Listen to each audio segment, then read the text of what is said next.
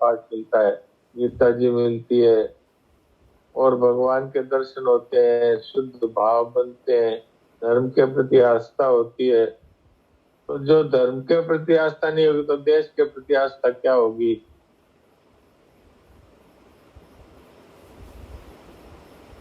धर्म, हाँ ठीक है, इस बात पे बात करेंगे। तो ऐसी स्थिति में अगर हमारी हिंदू जाति खत्म हो जाती है तो किसी को दोष नहीं दे सकते, क्योंकि भगवान ने हमको हिंदू जाति में जन्म दिया, सनातन धर्म में, और हम उसकी परवाह ही नहीं करते। धर्म पर चलना तो दूर रहा, मंदिर तक नहीं जाते। मंदिरों की आज ये दशा हो रही है कि उनको आरती में एक व्यक्ति नहीं है, एक भी नहीं, केवल पुजारी है, वो आरती कर रहा है। और घंटा घड़ियाल बजाने के लिए मशीन लगा रखी है, उसको बटन ऑन कर देता है, वो घंटे बज जाते हैं। तो भगवान के सामने हमें थोड़ी बहुत शर्म भी नहीं है कि भगवान की आरती में भी हम लोग शामिल नहीं हो सकते।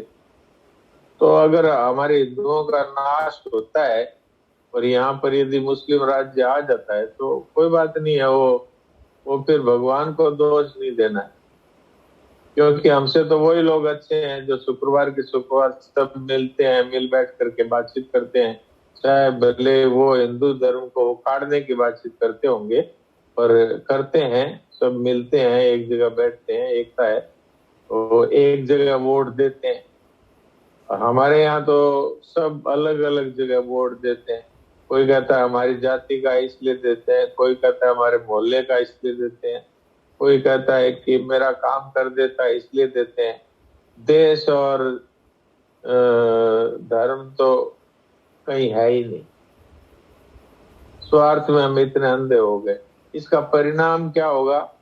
परिणाम ये होगा जो आज से समझो कि 200 साल पहले हुआ था, जब ये मुसलमान आक्रांता भारतवर्ष में आए तो हिंदू बेटियों को उठा के ले जाते थे और मार देते थे, या तो मुसलमान बनो नहीं तो मरो।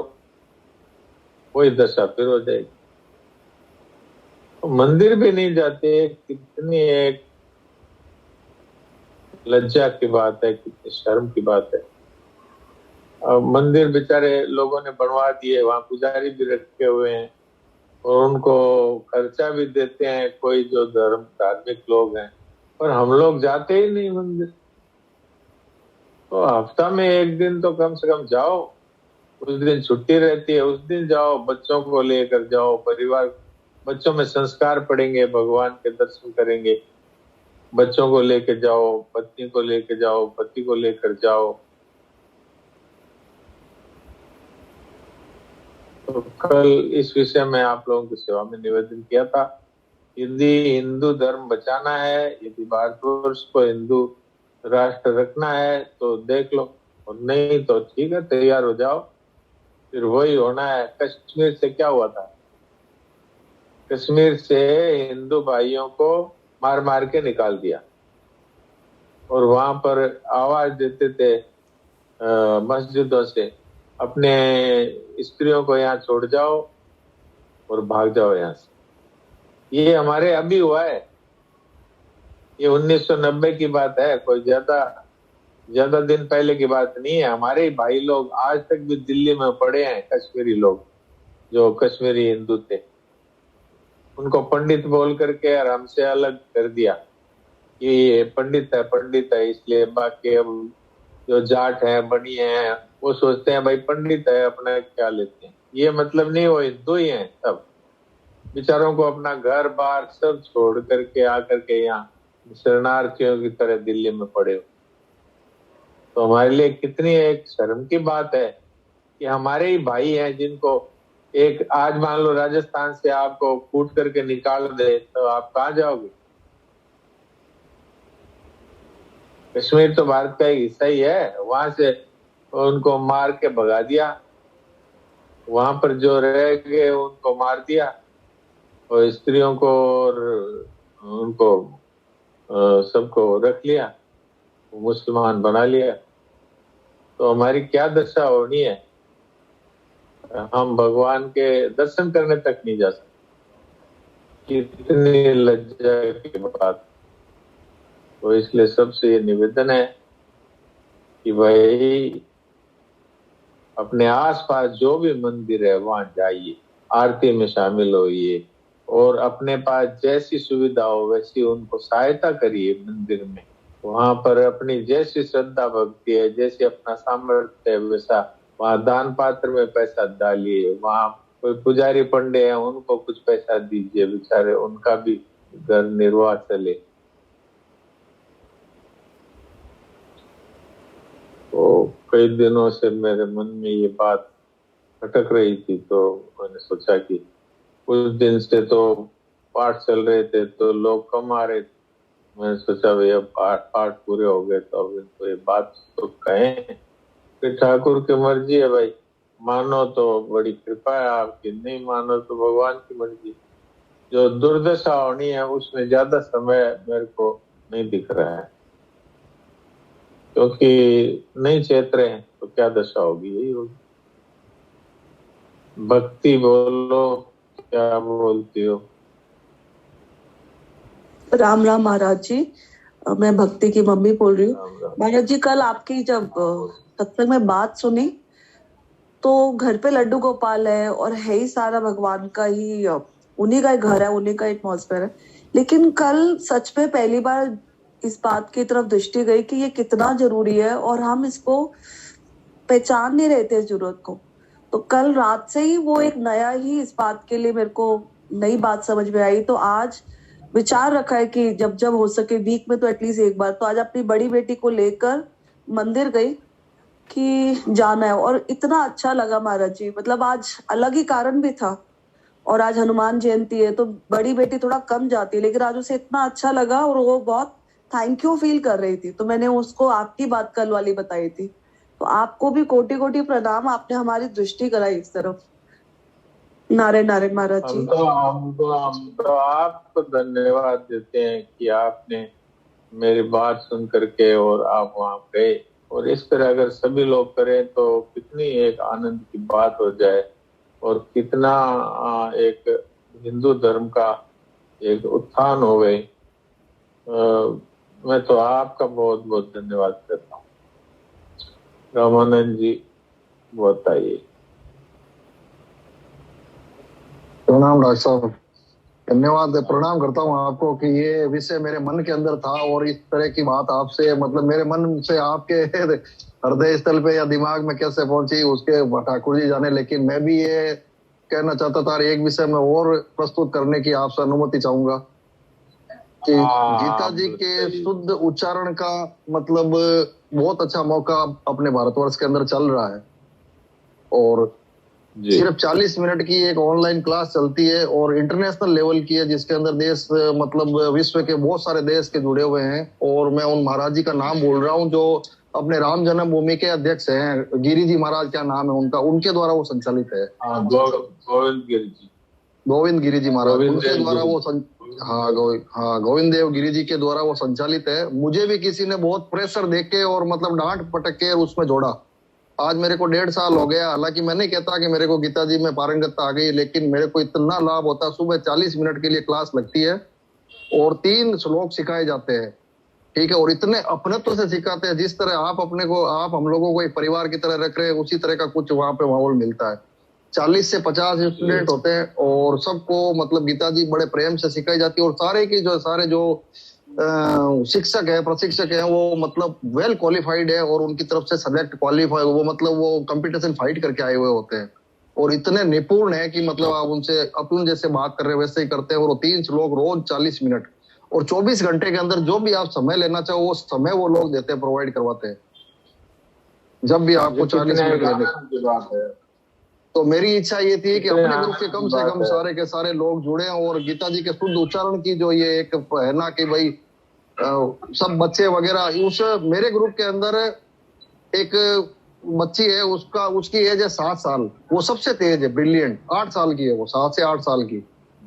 और वो मतलब मैं थोड़ा सा समय ले रहा हूँ, वो मतलब वो जब उसका टर्न आता है कि मतलब बोलो तो सब लोग का मतलब अट्रैक्शन हो जाता है कि कब ये बोलेगी, तो वो आंखें बंद करके बोलती है।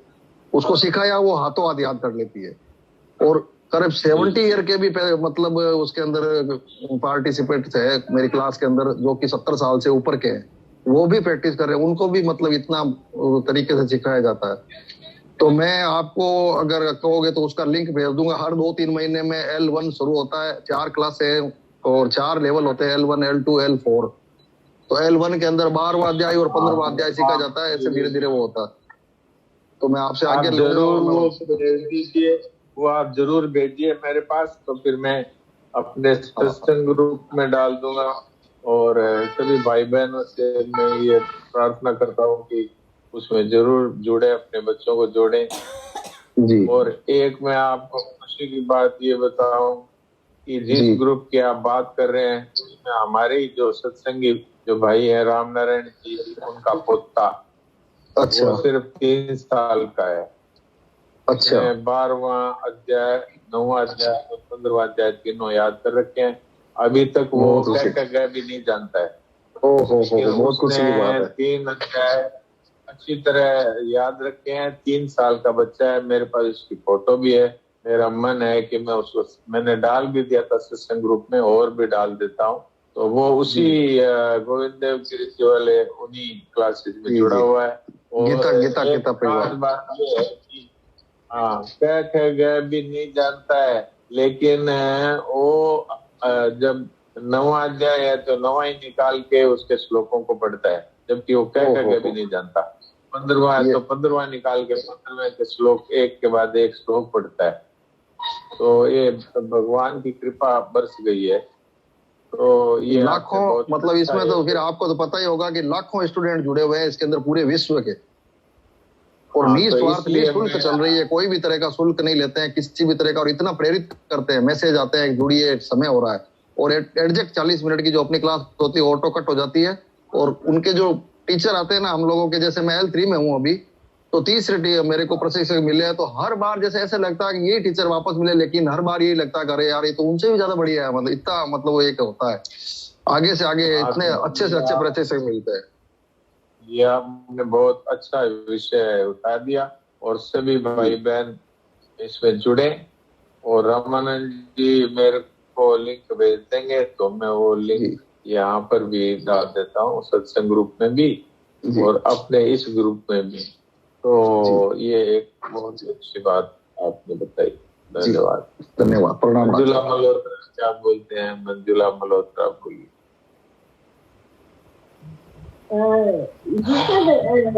नारायण नारायण ये जो बता रहे हैं ना गीता परिवार की क्लास है, इनको जो है वो हमारे ये जो हम लोग गीता पढ़ते हैं ना वो नहीं मानते, क्योंकि वो योगेशम बोलते हैं, हम योगेशम सच्चिदानंदम बोलते हैं ना हम गीता। तो वो जो गीता परिवार वाले सिखाते हैं ना वो योगेशम बोलेंगे। अगर वासुदेव पीछे है तो वह अनुनासिक लेंगे। अच्छा, जो हमारे गीता वाले हैं वो मानते हैं। जैसे हम लोग तो पढ़ते हैं योगेशम सच्चिदानंदम, तो बोलेंगे योगेशम सच्चिदानंदम वासुदेवं व्रजप्रियं। वो अगर पीछे वह है तो वह मानेंगे, अगर या अनुनासिक आ रहा तो या मानेंगे। कोई बात नहीं है, ये तो सिखाने का थोड़ा फर्क हो सकता है। हाँ ये अंतर है, सिखाने का थोड़ा फर्क हो सकता है, कोई बात नहीं है। वो भगवान है, इन सबको अपने हिसाब से हमें मान लेंगे, लेकिन अपने को तो सीखना है। भगवान तो भाव के भूखे हैं, अगर थोड़ा सा आगे पीछे भी होगा तो भगवान इसको स्वीकार कर लेंगे। और हाँ ठीक है, रामानंद जी क्या कह रहे हैं बोलिए। मैंने अभी अनुभव लिया, ये दीदी बिल्कुल सही बोल रही है। वो जैसे योगी सम बोलते हैं, अपन वम मैं बोलते हैं, वो थोड़ा उसके अंदर क्या है कि वो वेल क्वालिफाइड संस्कृत के ही जो नियम है वो काम में लेते हैं वो, ठीक है ना। ऐसा मैंने भी इस तरह उनसे मतलब डिस्कशन किया था कि हमने तो ये सीखा योगे सम, और आप कहते हैं योगे सम सच्चिदानंद, ये सह के ऊपर बिंदी लगती है तो सम बोलते हैं, वो सम शुद्ध। जैसे वो बोलते हैं मृत्यु संसार सागरात, अपन ये बोलते हैं, वो कहते हैं मृत्यु संसार सागरात, सम वह बोलते हैं वो। तो ये सब ठीक है, लेकिन वो मतलब एक शुद्ध मतलब संस्कृत का प्रयोग किया जाता है। लेकिन मैं मेरा अनुभव बताना चाहूंगा पूरे अपने परिवार को कि मैं अभी जब गीता भवन गया था तो सुबह जब गीता जी के 10 श्लोक पढ़ाए जाते थे महाराज जी के प्रवचन के पहले और प्रार्थना के बाद में, तो मेरे को जो उच्चारण के अंदर गीता जी की उस टीका के अंदर जो शुद्धता आई है ना, और उनके साथ मैं बोल रहा हूँ ना, वो मतलब इतने सालों में ही नहीं आई, और उससे कोई फर्क नहीं पड़ता। वो अपनी टीका से अपन उससे बोलते हैं तो अपने को वही लगता है, कोई उसमें तकलीफ नहीं आती है, मैंने देखा। कोई चिंता की बात नहीं है। और आराम से पाठ कर पाते हैं, फिर बड़ा शुद्ध चल जी। लीला क्या बोलते हैं, बोलिए।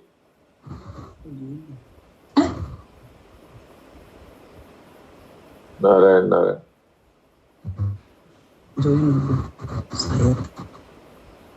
हाँ बोलिए, आपका खुला है माइक।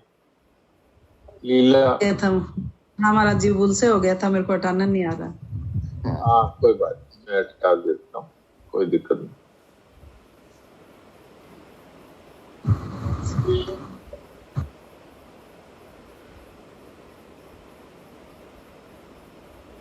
नारायण नारायण। तो बड़े आनंद की बात है कि रामानंद जी ने गीता जी के शुद्ध उच्चारण की बात बताई। तो गोविंद देव गिरी जी महाराज उनके दर्शन मैंने किए हुए हैं, और वो बहुत ही विशेष विद्वान है, और मेरा उनसे वार्तालाप भी हुआ है। और वो राम मंदिर के मुख्य कर्णधारों में से, और ये बहुत विशेष उनका ये प्रयास है, और इसमें सबको अपनी सुविधा अनुसार जुड़ना चाहिए। तो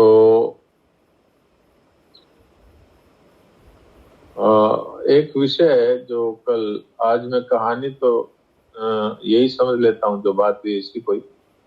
एक विषय वंदना ने उठाया था कि एक बार वंदना को मैं अनम्यूट करता हूँ तो दोबारा से वो बताएगी, उससे थोड़ा हमको ये, वैसे बहुत लोगों का, खासतौर से बच्चों का, तो ये नई जनरेशन का तो ये प्रश्न है ही, तो एक बार खुलासा हो जाएगा। वंदना बोली। वंदना बोलो। राम राम जी साहब।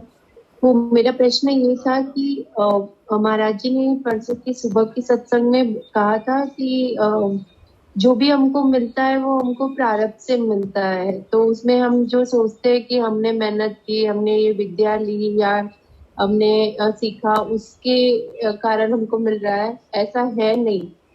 तो महाराज जी ने बार बार ये भी बोला कि इसमें कोई रहस्य है, पर वो ठीक से समझ नहीं आया। बिकॉज फिर हम कार्य करें तो फिर सोच नहीं रखे प्रोग्रेसिव कि ऐसे होना चाहिए, उससे हम इतना और भी विद्या ले सकते हैं या धन कमा सकते हैं या ऐसे। तो ये सही एग्जाम्पल से बताइए जैसा क्या भाव होना चाहिए, कैसे।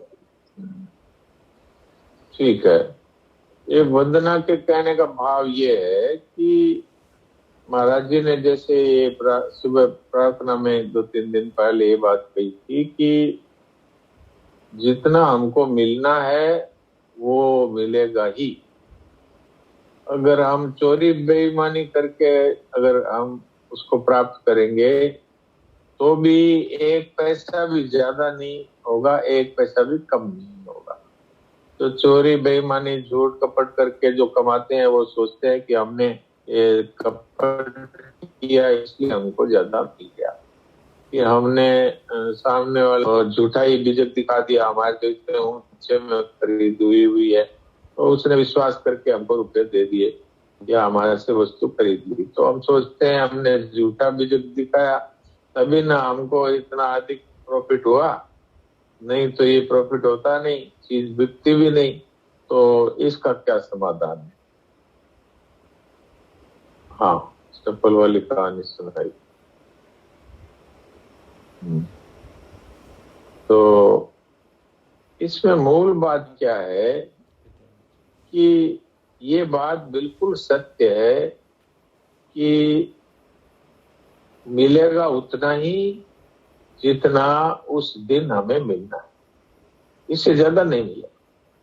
हम चोरी करेंगे तो भी मिलेगा, और यदि हम ईमानदारी से बिजनेस करेंगे तो भी मिलेगा, उतना मिलेगा ही। अब ये बात है साथ में कि फिर क्या हम और मिले, अधिक मिले, इस तरह की चाहना न रखें। तो इसमें कहने का तात्पर्य ये है कि दो तरह से मनुष्य व्यापार करता है, दो तरह के भाव से। कि एक तो ये भाव रखता है कि मुझे चाहे कैसे भी हो धन मिलना चाहिए, तो वो चोरी भी करेगा, झूठ भी बोलेगा, बेईमानी भी करेगा, और उसके मन में पक्की जची हुई है कि येन केन प्रकारेण हमको इतना धन कमाना है, तो इसलिए अपने सब तरह के हथकंडे अपनाओ। वो सोचता है इससे हमको ज्यादा मिला है, इससे ज्यादा मिलेगा, लेकिन ये बात बिल्कुल भी नहीं है। एक पैसा भी ज्यादा मिलेगा नहीं, एक पैसा भी कम मिलेगा। और यदि मिल भी गया तो एक्सीडेंट हो जाएगा, अस्पताल में खर्च हो जाएगा, किसी के साथ में झगड़ा होकर के और वकील ले लेगा, अदालत में लग जाएगा, अंत में टोटल में उतना ही रहेगा, एक पैसा भी ज्यादा नहीं होगा। अब ये बात आई कि हम क्या इच्छा ना करें कि भाई ज्यादा धन कमाया जाए। तो इसमें बात ये है कि इच्छा करने से नहीं मिलेगा, मेहनत करने से मिलेगा। मेहनत की मना नहीं, एक अपना टारगेट रखना और मेहनत करना, इसमें कोई पाप नहीं। टारगेट का अर्थ इच्छा नहीं होता, टारगेट का अर्थ होता है कि ये हमने एक लक्ष्य बनाया है कि भाई इस साल हमारे को इतना व्यापार करना है, इतने लाख रुपए का या इतने करोड़ रुपए का, ताकि और अधिक प्रॉफिट हो।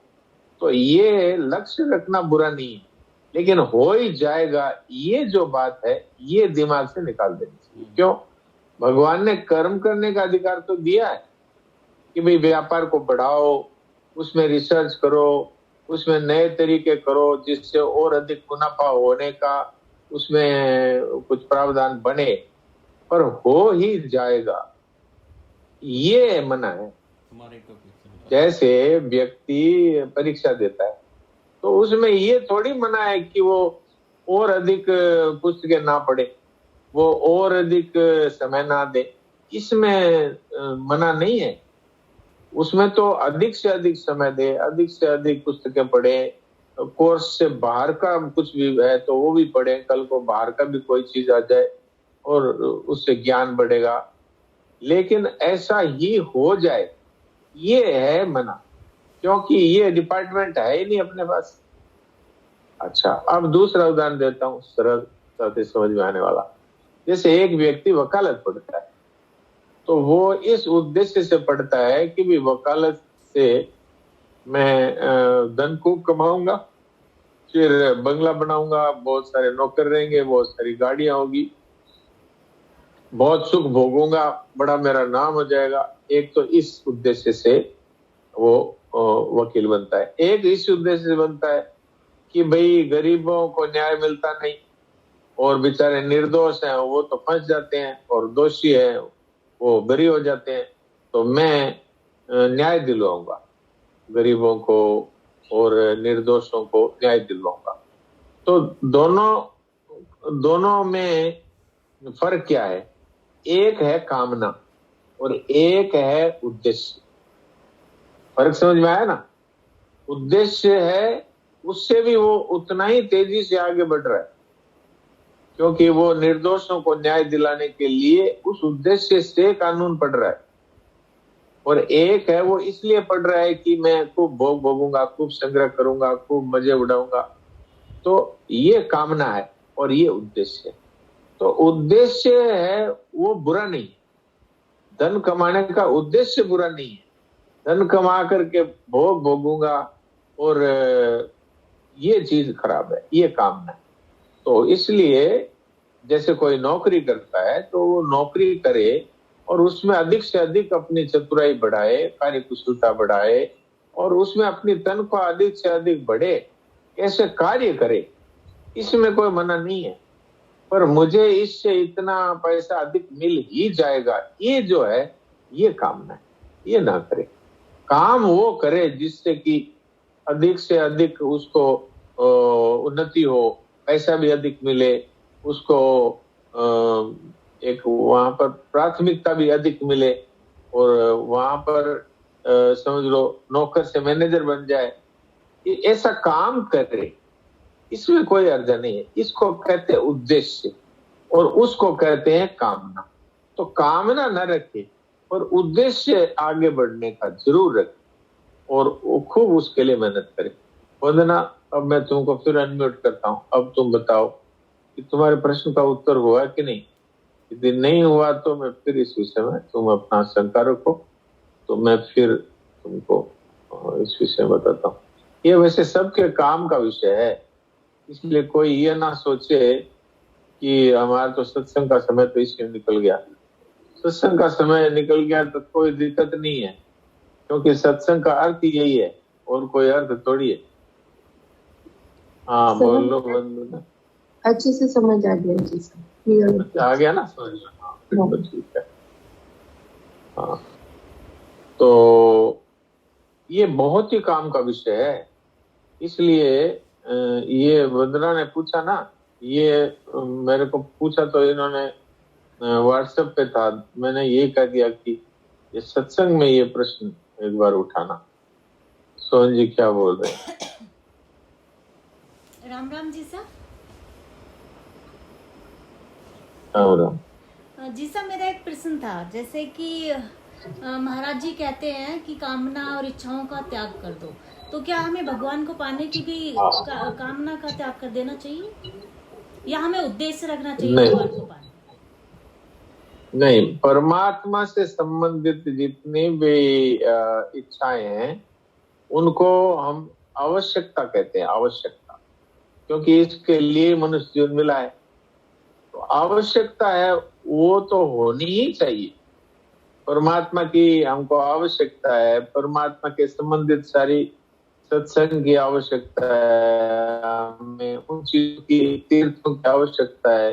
भगवान से संबंधित जितनी इच्छाएं हैं उनको हम कामना नहीं कहते, क्योंकि वो संसार की तरफ नहीं धकेलती, वो परमात्मा की तरफ हमको ले जाती है, इसलिए उनको लालसा कह सकते हैं, आवश्यकता कह सकते हैं, पर वो कामना नहीं है, इसलिए वो तो जरूर रखनी चाहिए।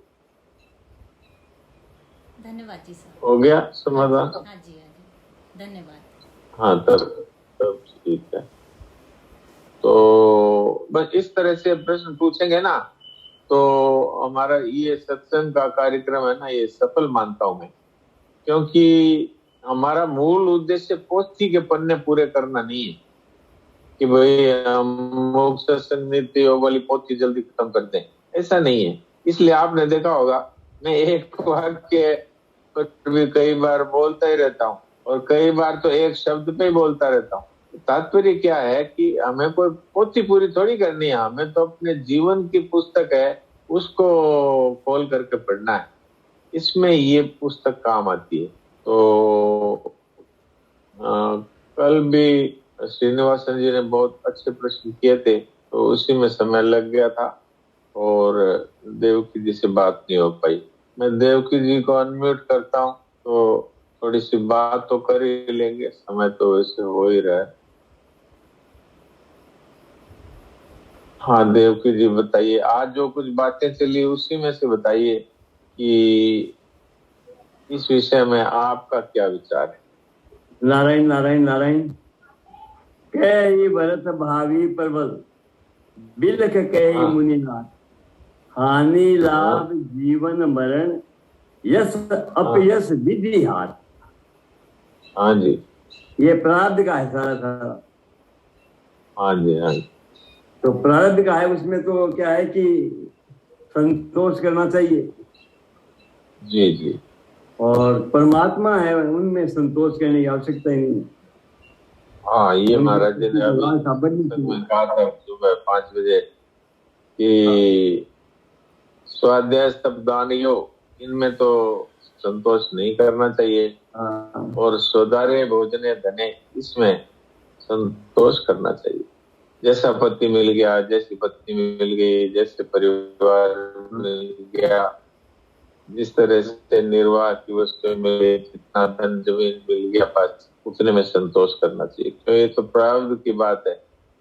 और ये स्वाध्याय है, तप है, दान है, तीर्थ है, ये हमारे पुरुषार्थ है। इसमें संतोष नहीं करना चाहिए, इसमें आगे बढ़ना चाहिए।